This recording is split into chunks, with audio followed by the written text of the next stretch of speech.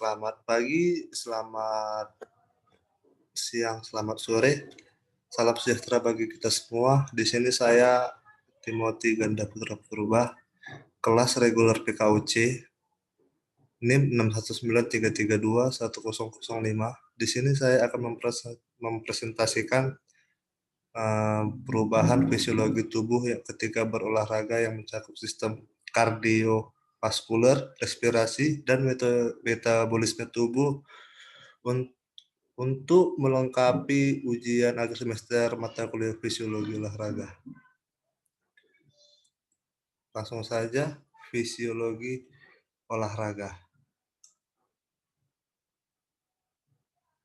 Perubahan fisiologis yang nyata dapat terjadi dalam tubuh kita apabila aktivitas fisik atau latihan olahraga yang berterusan dilakukan. Oleh karena itu, tanggapan terhadap latihan memiliki dua aspek analog dengan respon tubuh. Salah satunya adalah respon jangka pendek, yaitu serangan tunggal setelah sesekali olahraga ataupun dapat disebut latihan akut. Aspek kedua adalah respon jangka panjang, yaitu setelah olahraga teratur yang mempermudahkan latihan berikutnya serta meningkatkan kinerjanya. Respon jangka pendek serta jangka panjang ini memenuhi kebutuhan energi. Pergeseran metabolisme tubuh terjadi melalui kegiatan terkoordinasi dari sebuah sistem tubuh, yaitu neuromuskuler, respiratori, kardiovaskular, metabolisme, dan hormonal. Respon jangka panjang dan jangka pendek terhadap tubuh. Sistem respirasi. Latihan fisik akan mempengaruhi konsumsi oksigen dan produksi karbon dioksida. Kadar oksigen dalam jumlah yang besar akan terdifusi dari alveoli ke dalam darah vena kembali ke paru-paru. Sebaliknya, kadar karbon dioksida yang sama banyak masuk dari darah ke dalam alveoli. Sistem respirasi juga mengalami adaptasi khusus untuk ketahanan pelatihan untuk memaksimalkan efisiensi. Adaptasi ini meliputi peningkatan ventilasi dengan peningkatan dalam pengambilan oksigen maksimal dan minimum 4 minggu pelatihan dan diikuti dengan pengurangan yang signifikan pada ventilasi yang setara yang diamati. Sistem kardiovaskulis. Memahami dasar anatomi dan fisiologi. Sistem kardiovaskuler. Seorang dapat melihat secara khusus bagaimana sistem ini merespon terhadap peningkatan tuntutan tubuh serta waktu pelatihan. Selama latihan, permintaan oksigen di otot aktif meningkat. Lebih banyak nutrisi digunakan dan proses metabolisme dipercepat, serta menghasilkan sisa metabolisme. Jadi, untuk memberikan lebih banyak nutrisi dan untuk menghilangkan sisa metabolisme, sistem kardiovaskuler harus beradaptasi untuk memenuhi tuntutan sistem muskuloskeletal selama latihan. Sistem muskuloskeletal, peningkatan aliran darah ke otot-otot yang bekerja memberikan oksigen tambahan. Oleh itu, pelatihan meningkatkan kemampuan kedua jenis serat untuk menyediakan energi selama latihan berkepanjangan. Setelah mengikuti latihan kekuatan, kegiatan intensitas tinggi membutuhkan perbaikan besar dalam kekuatan otot dan kapasitas aerobik tinggi. Selain itu, akan terjadi peningkatan ukuran otot-otot yang terlibat, yaitu hipertrofi. Sistem metabolik. Ketika tubuh energi melebihi batas metabolisme anaerobik akan suplemen sistem pasokan energi selama latihan. Sewaktu latihan berlangsung, peningkatan penyimpanan untuk kreatinin, fosfat, serta glikogen berlangsung. Aktivitas kreatin kinase meningkat karena adanya peningkatan jumlah serta ukuran mitokondria. Dengan demikian, ada akumulasi asam laknat yang rendah dan penurunan pH, sehingga menurunkan kelelahan. Perubahan sistem lain. Perubahan sistem lainnya meliputi penurunan lemak tubuh, kolesterol darah, dan kadar trigliserida. Peningkatan aklimatisasi panas dan peningkatan kekuatan tulang ligamen, dan tendon. Paru-paru. Mekanisme pernapasan. Paru-paru dan dinding dada adalah struktur yang elastis. Tekanan pada ruangan antara paru-paru dan dinding dada berada di bawah tekanan atmosfer. Otot diafragma yang terletak di bagian dalam dan luar interkostalis. Kontraksinya bertambah dalam. Rongga toraks menutup dan mengeras ketika udara masuk ke dalam paru-paru. Di luar muskulus interkostalis menekan tulang iga dan pengendalian luas rongga torak yang menyokong pada saat ekspirasi, sehingga bagian luar interkostalis dari ekspirasi menekan bagian perut. Pada waktu menarik napas dalam, maka otot berkontraksi, tetapi pengeluaran pernapasan dalam proses yang pasif. Aktivitas pernapasan merupakan dasar yang meliputi gerak tulang rusuk sewaktu bernapas dalam dan volume udara bertambah. Tekanan selama pernapasan. Tekanan intrapleural adalah tekanan ukuran dalam antara lapisan pleura luar dan lapisan pleura dalam. Pleura parietal dan pleura visceral dipisahkan oleh selaput tipis pleura yang berisi zat air dan gas. Tekanan pleura adalah tekanan cairan ruang sempit antara pleura paru-paru dengan pleura dinding dada.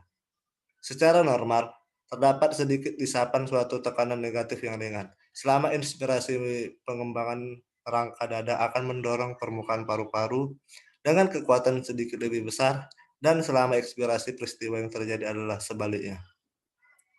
Tekanan alveolus adalah tekanan bagian alveolus paru. Saat itu, glotis terbuka dan tidak ada udara yang mengalir ke dalam maupun keluar paru-paru. Maka tekanan pada semua jalan napas sampai alveoli semua sama dengan tekanan atmosfer, yaitu 0 cm tekanan air. Yang ketiga, volume pernapasan dan pernapasan paru-paru. Dalam peristiwa siklus paru-paru diperlukan penyatuan dua volume atau lebih. Kombinasi seperti ini disebut kapasitas paru-paru. Jenis-jenis kapasitas paru-paru itu yakni kapasitas inspirasi, kapasitas sisa fungsional, kapasitas vital, dan kapasitas total paru.